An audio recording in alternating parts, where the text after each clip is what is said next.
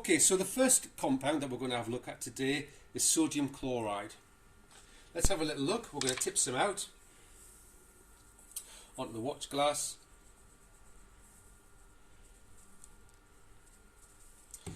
If you look closely, you can see small white grains, tiny little crystals.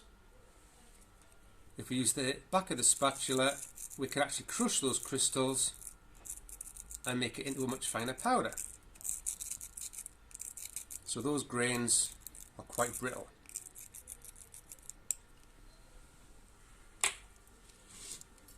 The second one that we're going to have a look at is magnesium chloride.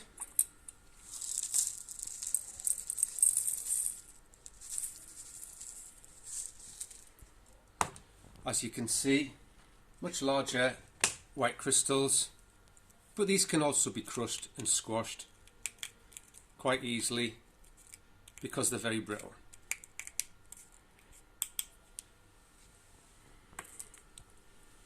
The third substance is sulfur, a yellow solid. This is extremely brittle. If we hit it with a spatula, pieces break off because it's such a brittle, soft solid. We can also get it in powdered form, which looks like this.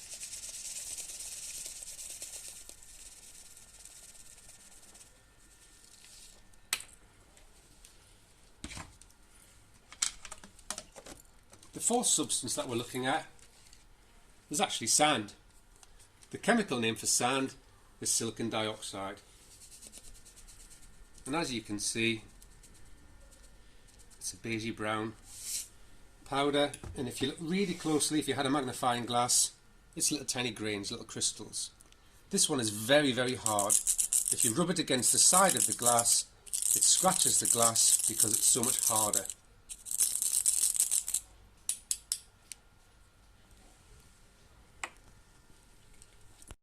The next part of the experiment is to check whether or not these substances conduct when they are solid. Let's try sodium chloride first. We have a battery pack connected to an ammeter, which is then connected to two electrodes. If the solid conducts electricity, the pointer on the ammeter will move. Let's check out sodium chloride.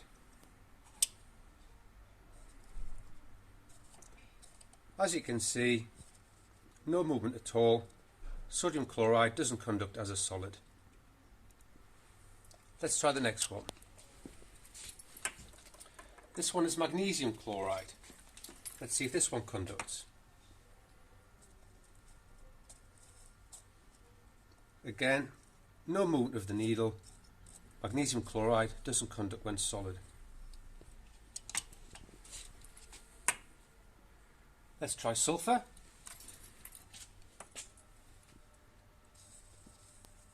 Again, no movement of the needle.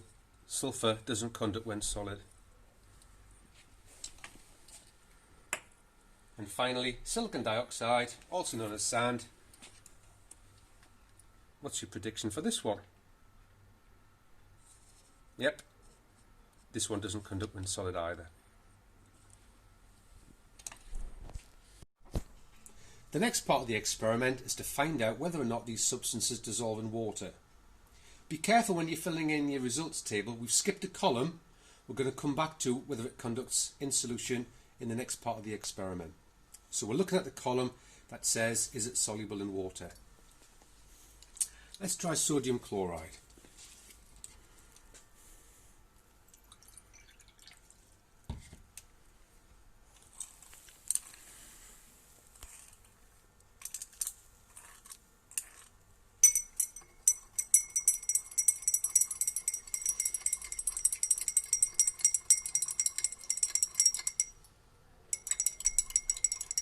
I'm sure you can see it's starting to dissolve already.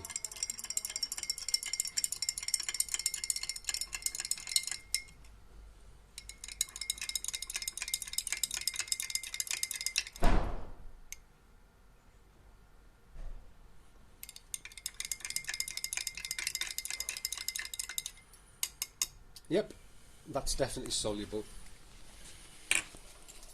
Let's try magnesium chloride next.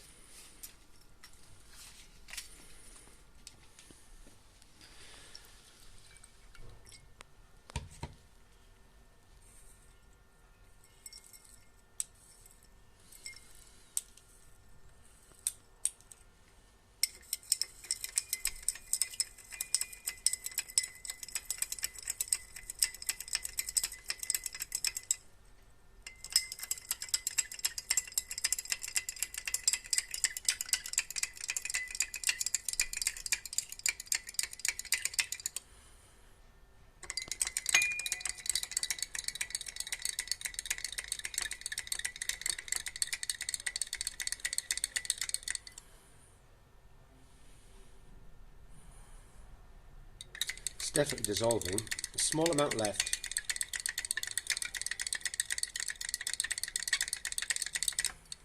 And that's pretty much all of it dissolved. Okay, let's try sulfur.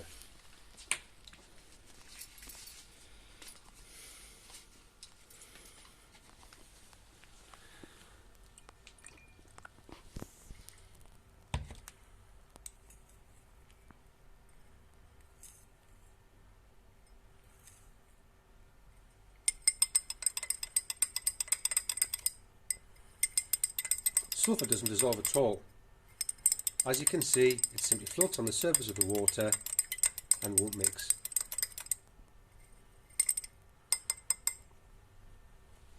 Let's try the next one.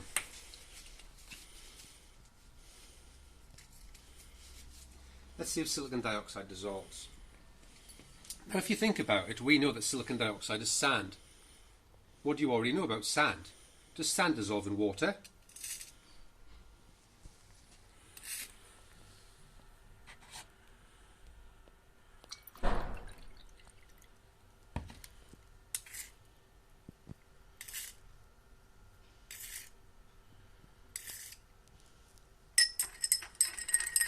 I'm sure you don't need me to do this.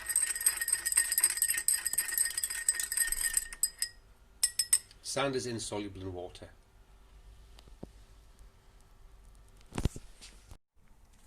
The next part of the experiment is to check whether these substances conduct when they're dissolved in water, when they're solutions.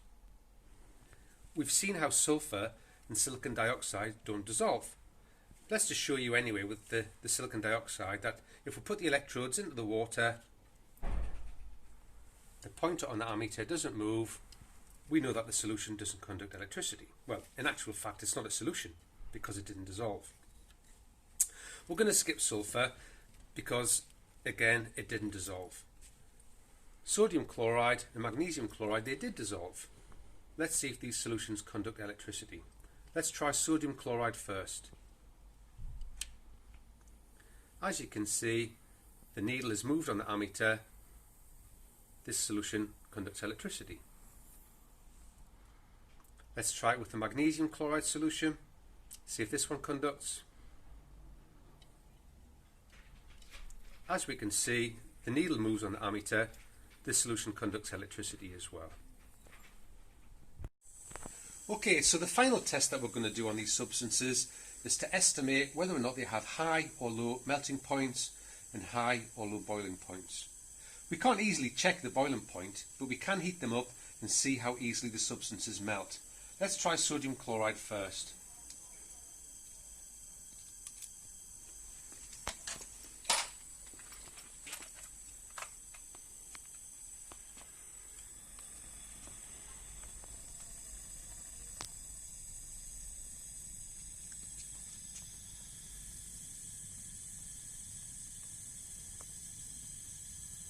As you can see, sodium chloride does not melt very easily at all.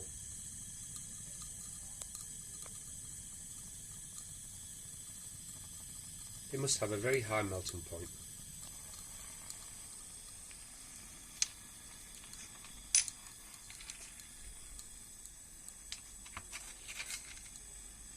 Let's try magnesium chloride.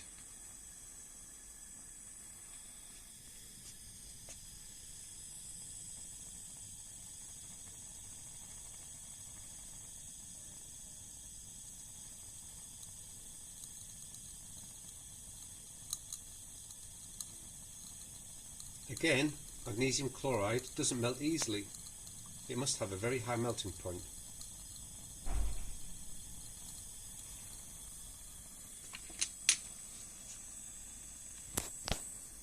What about sulphur?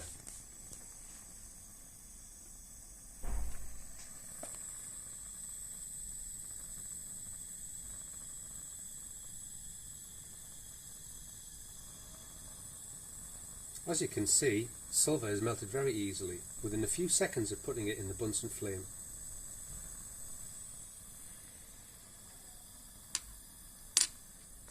And finally, silicon dioxide, which is sand.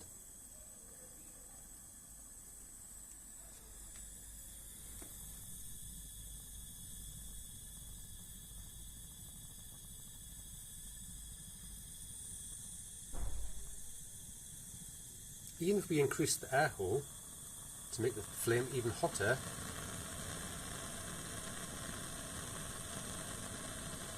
we still can't get the silicon dioxide to melt. It has a very high melting point.